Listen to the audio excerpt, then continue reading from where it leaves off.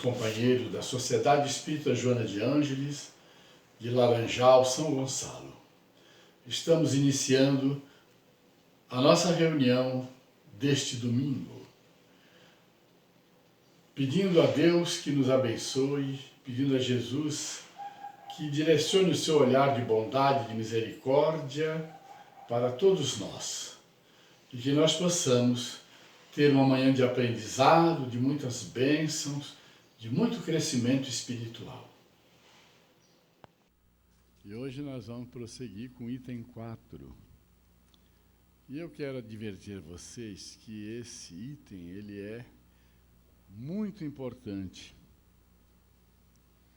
Ele é um verdadeiro curso de assistência social. Ele ensina como você deve fazer assistência social. Quem aí gosta de assistência social, presta atenção. Se não gosta, vai gostar, porque vai ficar sabendo que é fácil fazer assistência social. Allan Kardec foi inspiradíssimo, porque essa mensagem não é psicografia, é um texto da mão de Kardec, inspirado, com certeza, por um espírito muito iluminado. Vamos ver o que tem nesse item.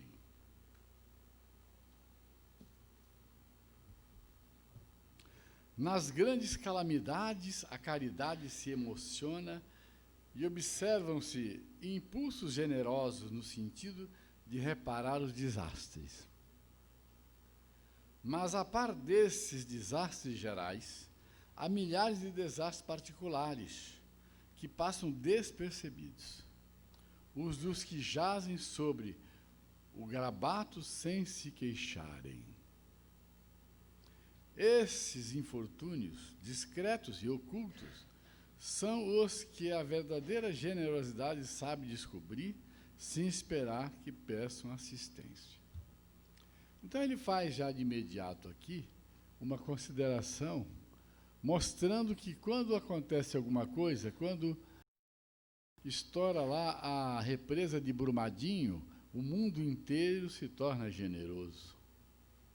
Quando a tromba d'água destrói a cidade, aparecem pessoas para ajudar de todas as regiões. Colchões, bolsa básica, água mineral, tudo isso vem. Isso sempre foi assim. Quando acaba a calamidade, acaba a generosidade.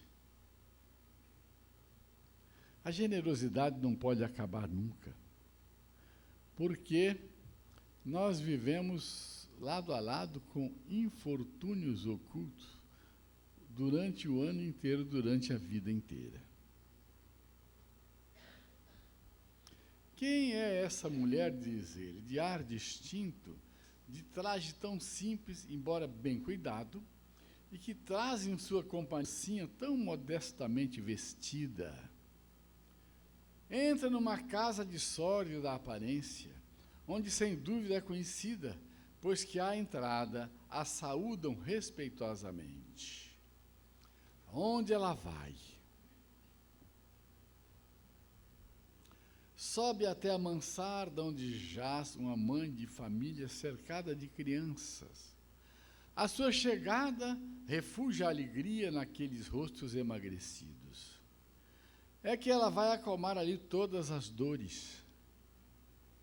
Traz o de que necessitam, condimentado de meigas e consoladoras palavras que fazem que os seus protegidos, que não são profissionais da mendicância, aceitem o benefício sem corar.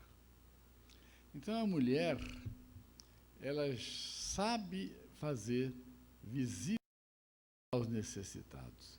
Quando ela vai, ela veste uma roupa simples, tira os adornos, tira os anéis, que com certeza ela tem que usar nas reuniões sociais, para chegar de uma forma simples, que não ofenda as pessoas. Mas ela não vai sozinha, ela leva a filha, a quem ela quer ajudar a entender a necessidade do próximo. Então, ela não faz caridade sozinha, porque se ela fizesse, ela seria egoísta. E seria uma má educadora, uma péssima evangelizadora. Quando ela faz isso, ela está evangelizando a filha. Ela está educando a filha, mostrando o mundo como ele é. E não deixando-a em casa como uma boneca, tirando selfie e outras coisas com o celular o dia inteiro. Então, ela entra e é bem recebida porque todo mundo a conhece. Se ela chegasse cheia de adornos, ela iria constranger. E até poderia se sentir constrangida. Então, ela chega e tem lá as crianças carentes. Ela tem diante dela uma família inteira.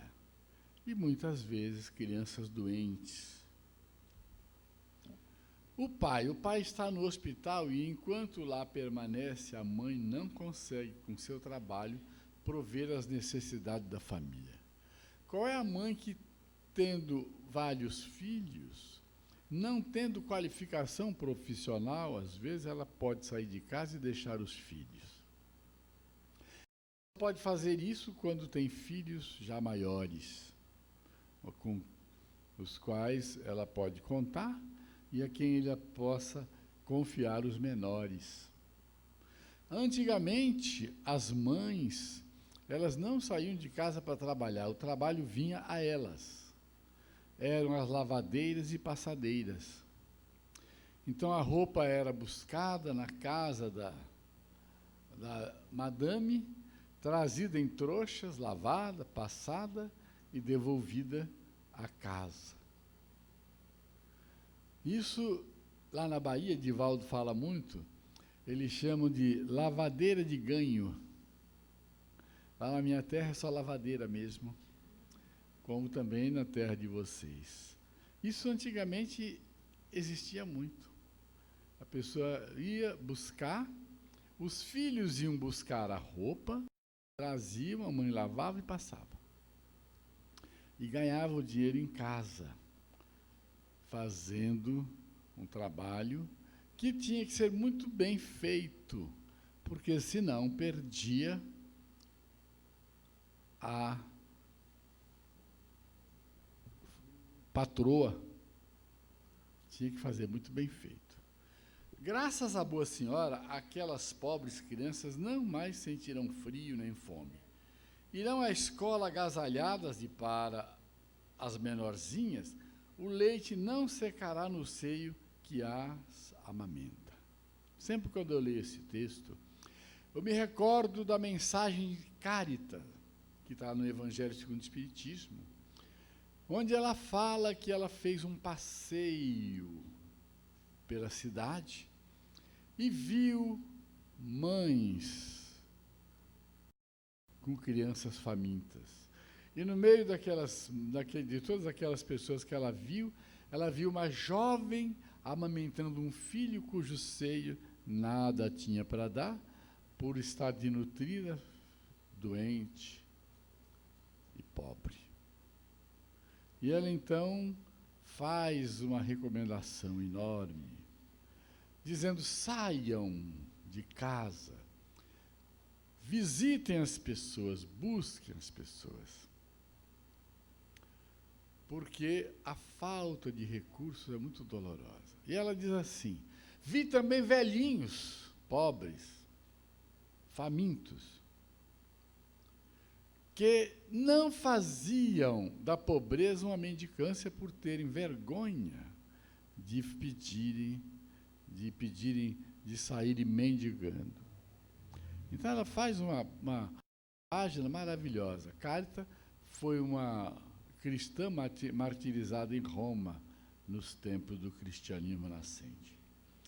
Se entre elas alguma adoece, não lhe repugnarão a ela, a boa dama, os cuidados materiais de que essa necessite.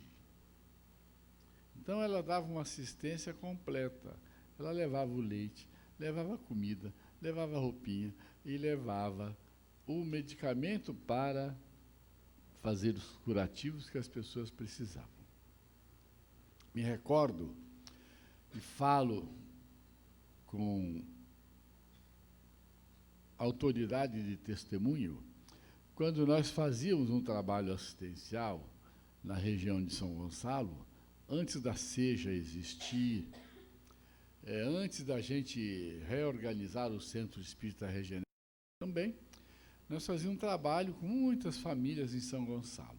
Era possível visitar todos os bairros de São Gonçalo. Eu visitei todos os bairros de São Gonçalo, que hoje eu não posso mais visitar. E nós fazíamos um trabalho assistencial, onde nós fazíamos assim. Levávamos o carro abarrotado de coisas, não ia só um carro, ia mais de um carro.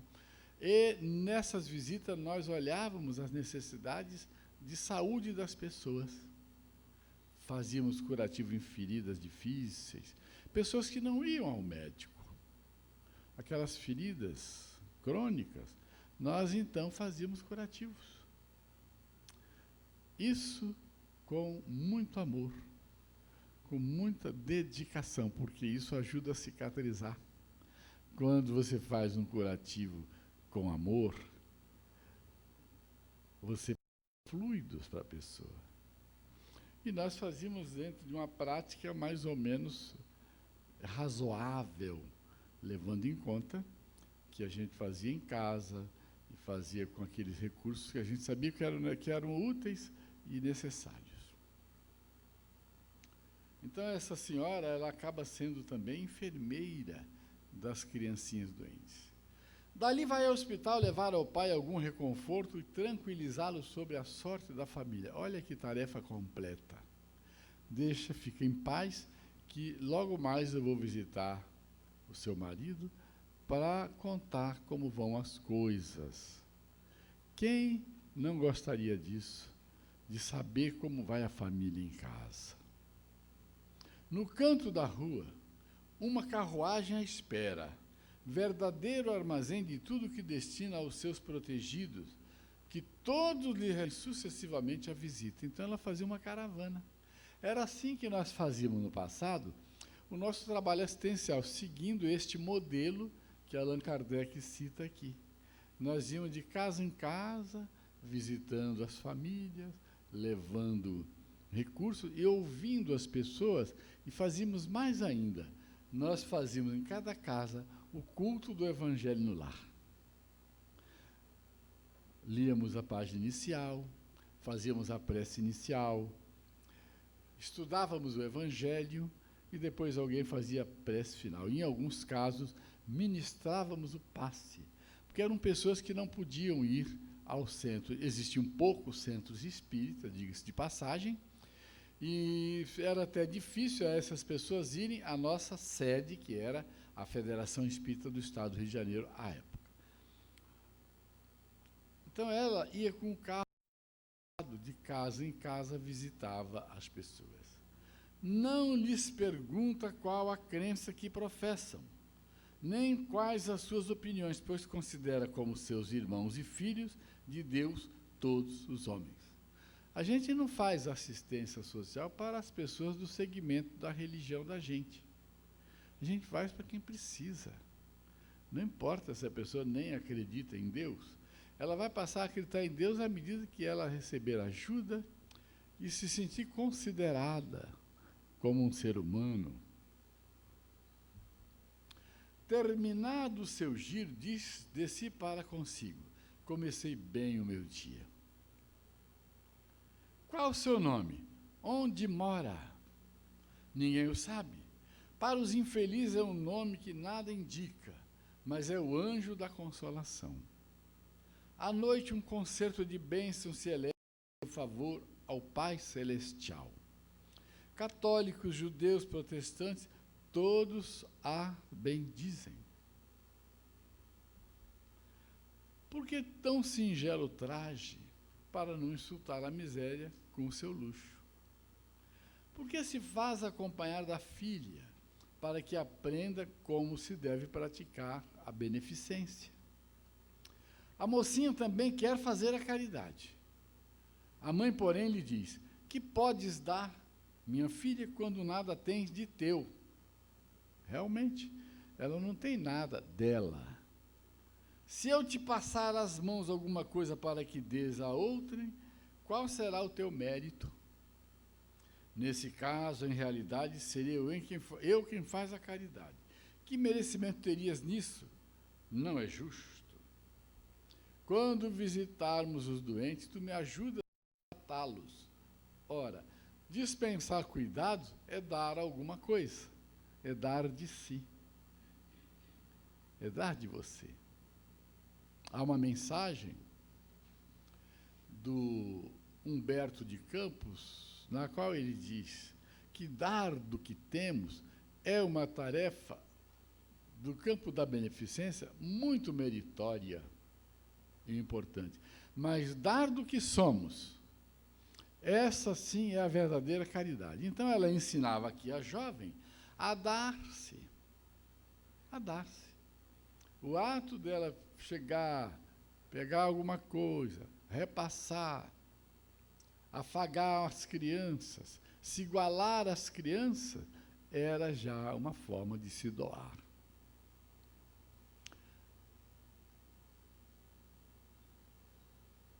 Não te parece isso? Nada mais simples. Aprende a fazer obras úteis e confeccionarás roupas para essas criancinhas. Desse modo, darás alguma coisa que vem de ti. É assim que aquela mãe verdadeiramente cristã prepara a filha para a prática das virtudes que o Cristo ensinou. É espírita ela? Que importa? Aliás, tem muita gente que é espírita sem saber que é. Porque o que é ser espírita? É vivenciar o Evangelho na sua acepção verdadeira. Isso é ser espírita. Porque o Espiritismo é o Evangelho de Jesus restaurado. Então, ser espírita é viver o Evangelho. Lá no Centro Espírita Regeneração, tem uma jovem que ela chega ao centro, senta-se e pega da bolsa dela lá o novelo, começa ali, enquanto ela espera a hora da palestra, ela fica fazendo trabalhinhos manuais. Eu não sei se é crochê ou tricô, que eu não sei a diferença, mas ela fica ali o tempo todo. Quer dizer, a mãe ensinou a fazer trabalhos manuais. Ela fica quieta ali, nada a incomoda. Então, no tempo que eu era jovem, criança, as mães ensinavam as filhas, porque sabiam fazer. Então, passavam para a filha: mas mãe, eu não quero saber disso, eu quero ser médica. Eu quero ser isso, eu quero ser aquilo, mas que importa? Se você vai ser médica, começa a fazer tricô, que você vai ter boas habilidades manuais, vai ser uma excelente cirurgiã. Vocês sabiam que o Pitangui fazia tricô? A diversão dele é fazer tricô. Por quê? Porque ele era um exímio cirurgião plástico. E ele, então, para ter a mão leve, ágil e suave, ele, nas horas de folga, fazia tricô. É tricô? Eu não sei se ele usava uma ou duas, mas ele fazia isso. Ele devia fazer as duas. Então, você chega lá na casa do Pitangui, na ilha do Pitangui, onde é tudo sofisticado, ele está lá fazendo tricô. Que coisa mais boba, né? Não, não é boba, não. Mas então a gente tem que ensinar os filhos a fazerem comida em casa, a fazer arroz, a fazer feijão, a fazer as coisas, a lavar roupa também. Ah, não, lava sua roupa. Um dia você vai precisar. Então é necessário fazer isso desde cedo, porque senão você não educa, você não prepara para a vida aquela pessoa que vai enfrentar situações que você não sabe quais serão. Ninguém sabe quais serão. Eu conheço famílias que eram ricas e hoje são pobres, que viviam na abastança e hoje não tem nada. O nosso companheiro da Rádio Rio de Janeiro, que foi um grande espírito, o Gerson Simões Monteiro, ele conta uma história muito interessante. Eu vivi algumas parecidas, mas eu vou contar a dele. Ele conta que ele estava em Juiz de Fora, vivia lá, então alguém o convidou para visitar uma senhora que havia pedido ajuda ao centro espírita. E ele foi no grupo de visitação. Quando ele chegou à casa, ele percebeu que a senhora que pediu ajuda morava num apartamento chique. Ele adentrou e viu que ela morava numa casa e estava muito bem vestida. Então, a primeira reação dele foi de quê? De indignação. Uma mulher dessa pedindo ajuda. Mas quando eles se sentaram e começaram a conversar com ela, ele teve a grande lição da vida dele. Porque os problemas que ela apresentava eram imensos. E que ela vivia ali e ninguém sabia que ela tinha os problemas. Eram infortúnios ocultos.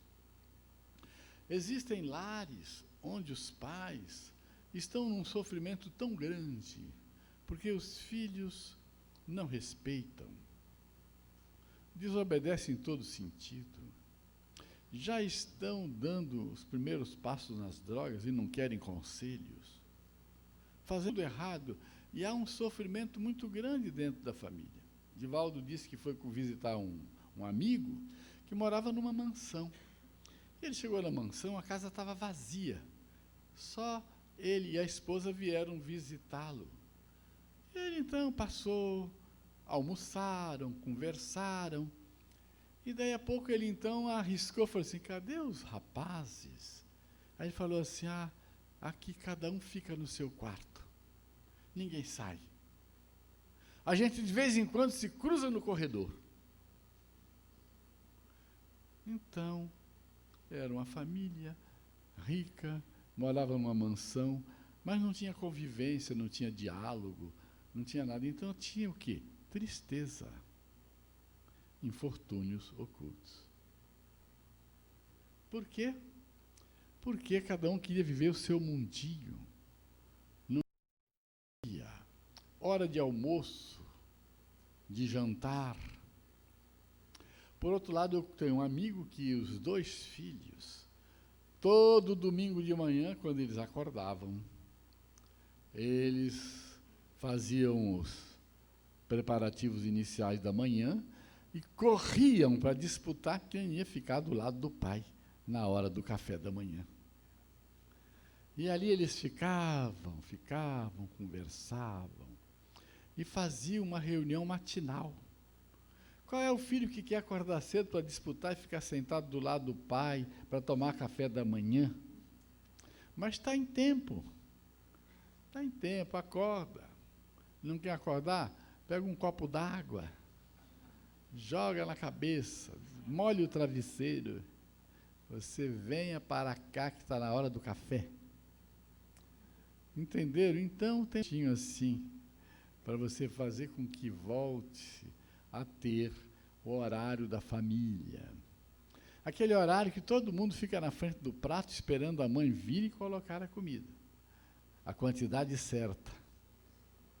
Porque senão tem desperdício. Entendeu? Ou falta. Coloca igual para todo mundo. E não deixa sobrar, porque amanhã não pode faltar. Então, isso é muito bonito. Então, quando você tem tudo isso, não pense que ali há infortúnio. Quantas famílias nós temos na sociedade onde a pessoa acorda de manhã e não sabe o que vai almoçar, coitado. Não sabe o que vai almoçar. E qual é a primeira preocupação? Vamos orar pedindo a Deus para que alguma coisa aconteça, para que nós possamos ter as nossas necessidades no dia de hoje. Confia em Deus, mas sai para a ação. Sai para a ação buscando oportunidade de trabalho. Não buscando oportunidade de roubar. Porque parece que isso se generalizou, né?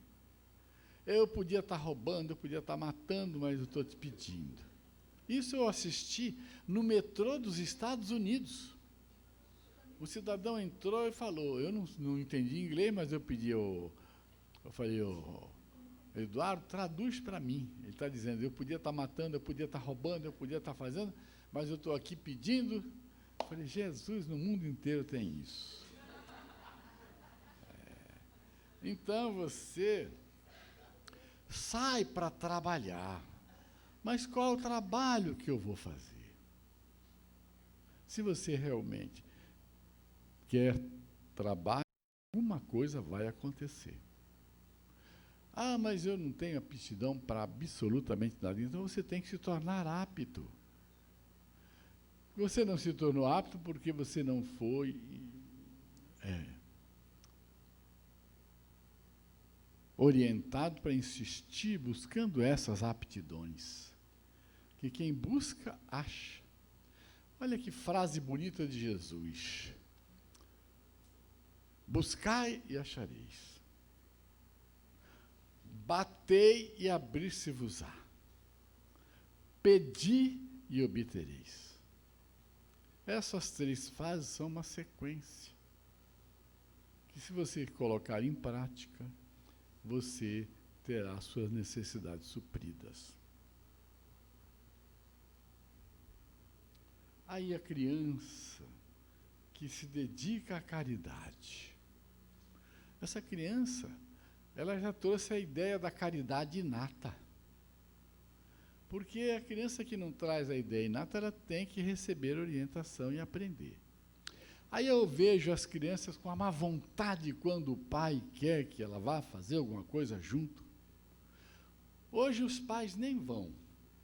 Nós aqui não temos, mas lá no Centro Espírita da Regeneração nós temos, hoje é o dia da campanha do quilo, onde é feita uma reunião das 9 às 9h30, não, das 9h30 às 10h, um culto do Evangelho no Centro Espírita. E as pessoas que lá estão saem, cada grupo para uma rua, para pedir gêneros alimentícios para, no final do mês, formarmos a bolsa básica para os assistidos. Às vezes as crianças não vão porque os pais não levam.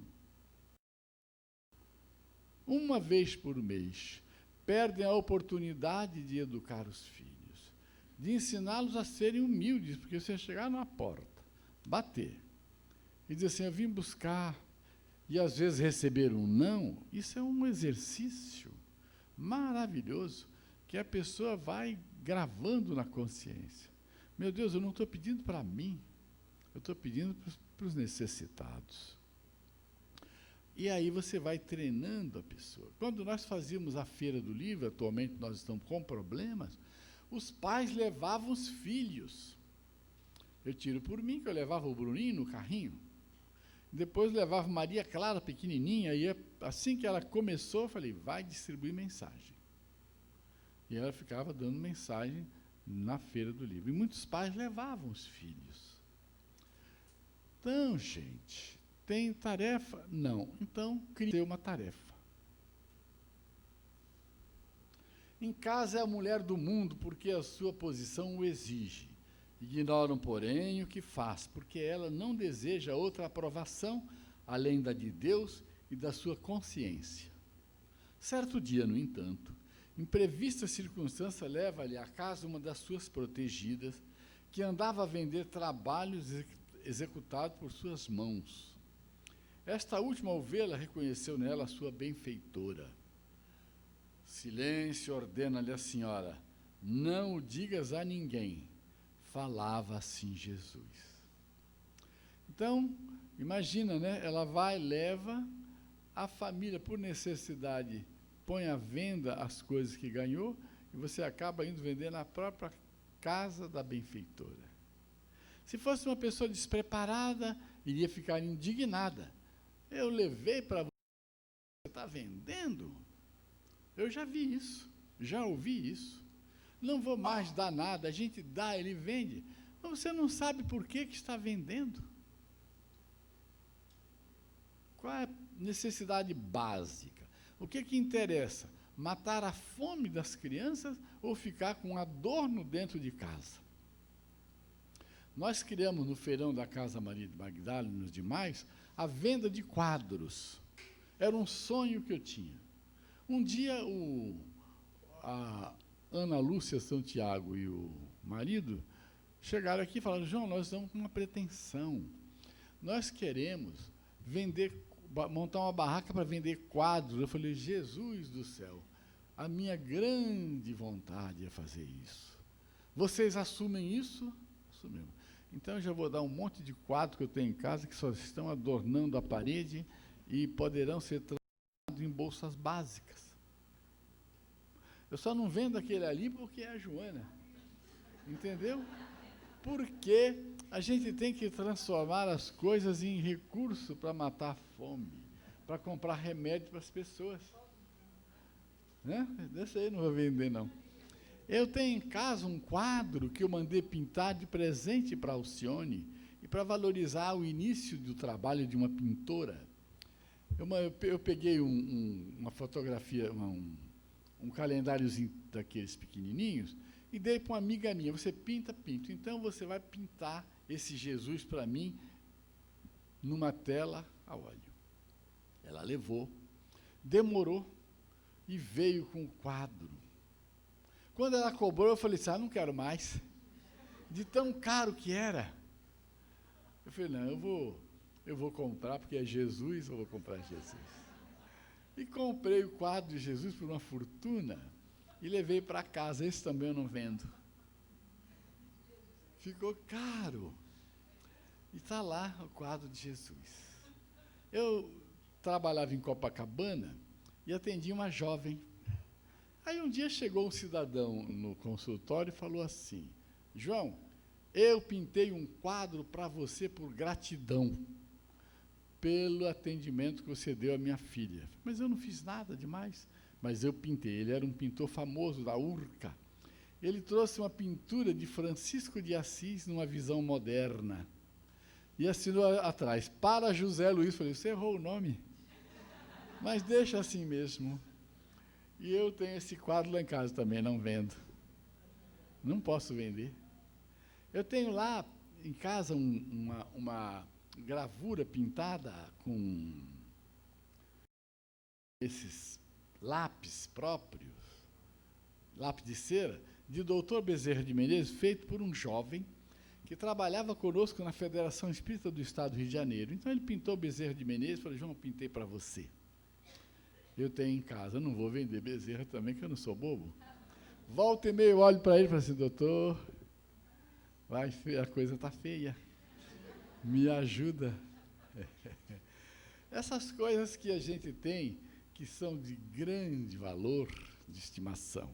Mas quantas coisas que nós temos que não são úteis, e que nós podemos fazer com que essas riquezas, são riquezas, sendo movimentadas, se transformam em recursos para as pessoas.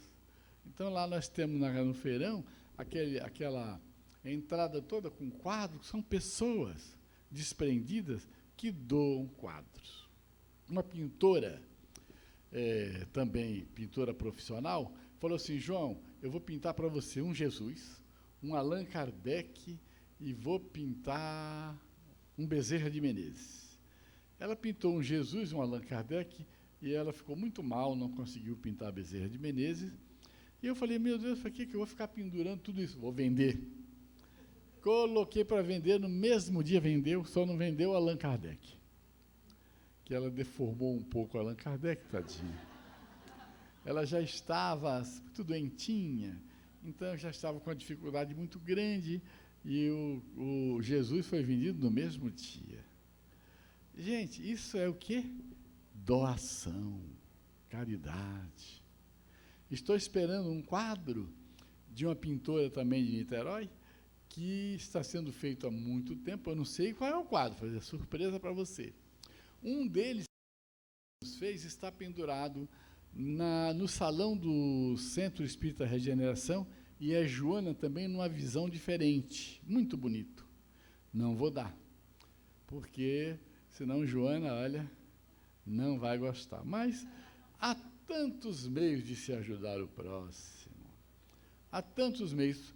Vamos colocar as nossas crianças trabalhando cedo, no bem, aprendendo alguma coisa, porque o futuro as aguarda.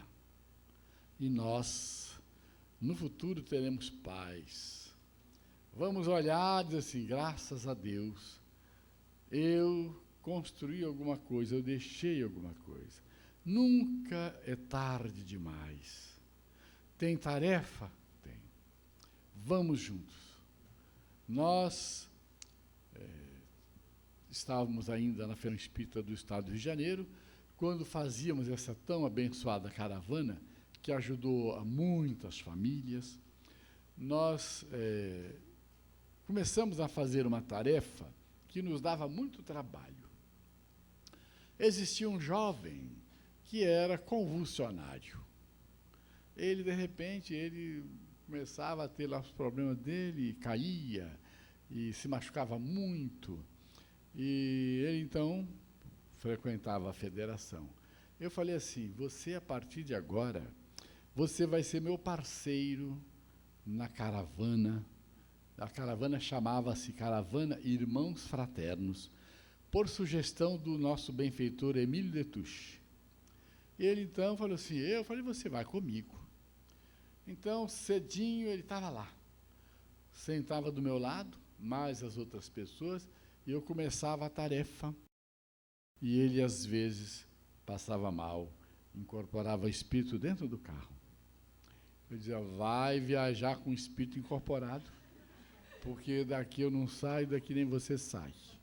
E passava aquilo e tal. Às vezes eu estava nas casas que eu visitava, ele começava a dizer, para por aí, lê a página, e esse jovem, de tanto acompanhar-nos nas tarefas, ele foi melhorando, foi melhorando, foi melhorando.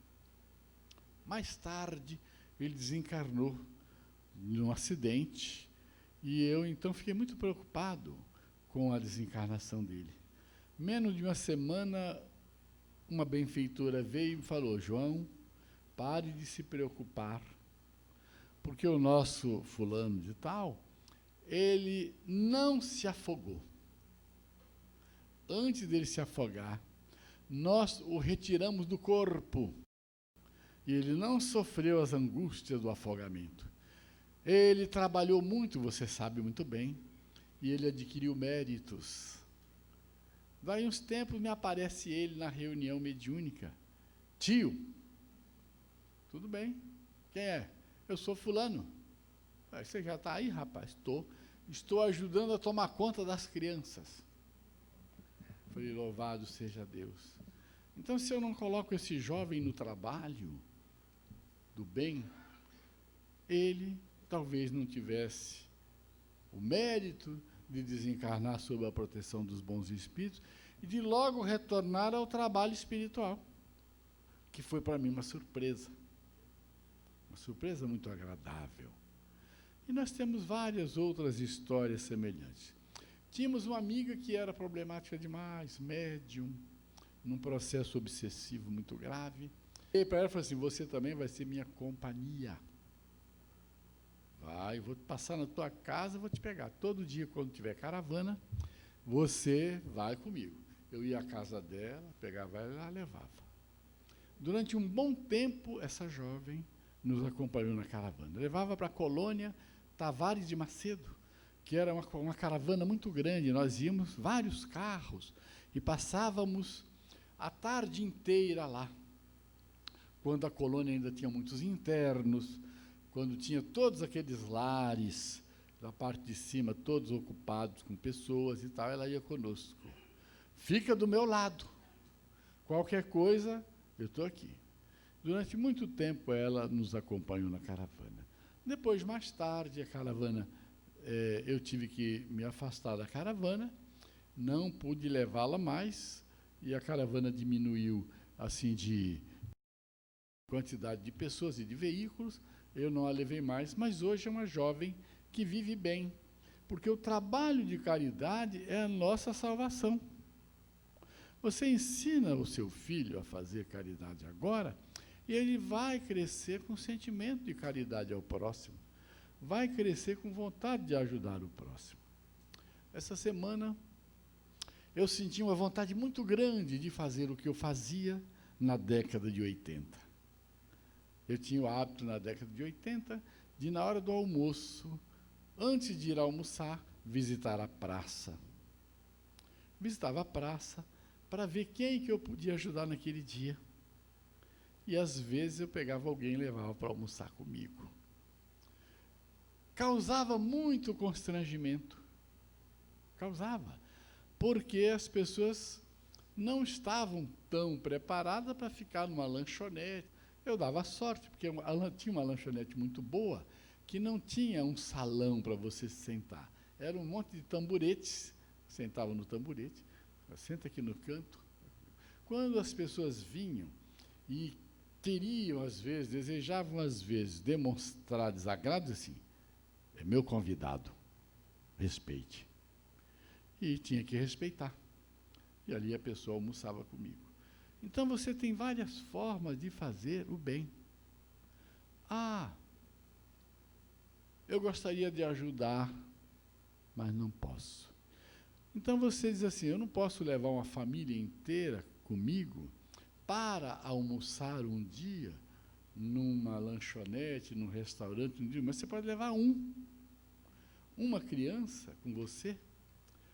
Depois, se você leva outra, você ajuda aquela pessoa a se sentir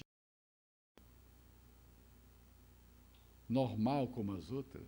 Ensina a conviver dentro da sociedade, a ver hábitos, a perceber hábitos das pessoas. Fazíamos isso quando nós dirigíamos a Escola Jesus Cristo do Morro do Eucalipto. Era uma comunidade que estava instalada no terreno da Federação Espírita do Estado do Rio de Janeiro. Então, eu falei assim, tem um jeito da gente fazer essa criançada toda se sentir cidadã. Então, marquei que, aos domingos, nós iríamos a um shopping, a um local público, almoçar, comer pizza, lanchar.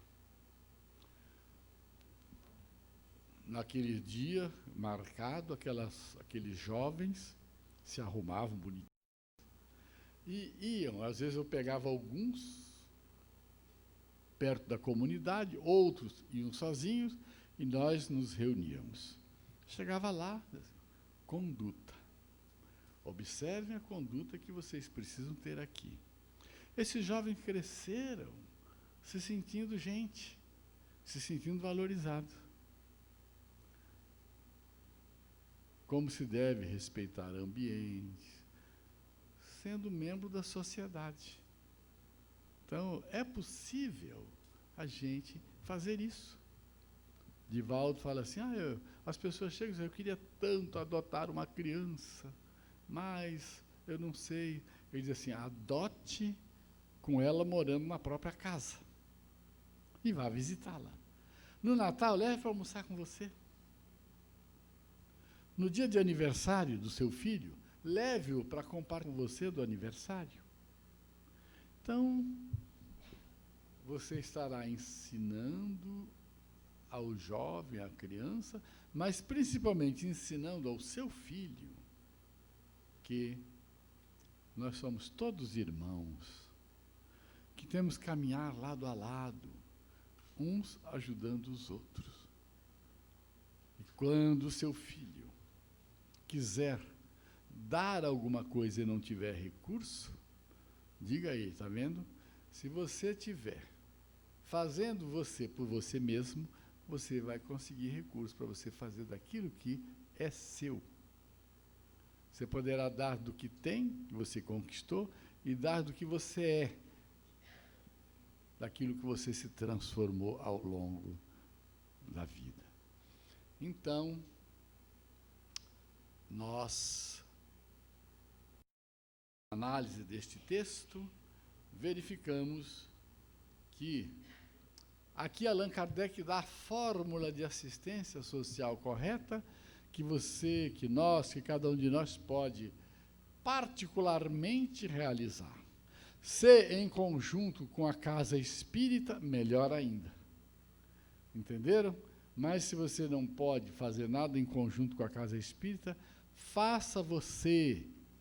Descubra onde tem um infortúnio oculto e passe a amenizar aquele sofrimento, seja ele qual for, moral, espiritual, material.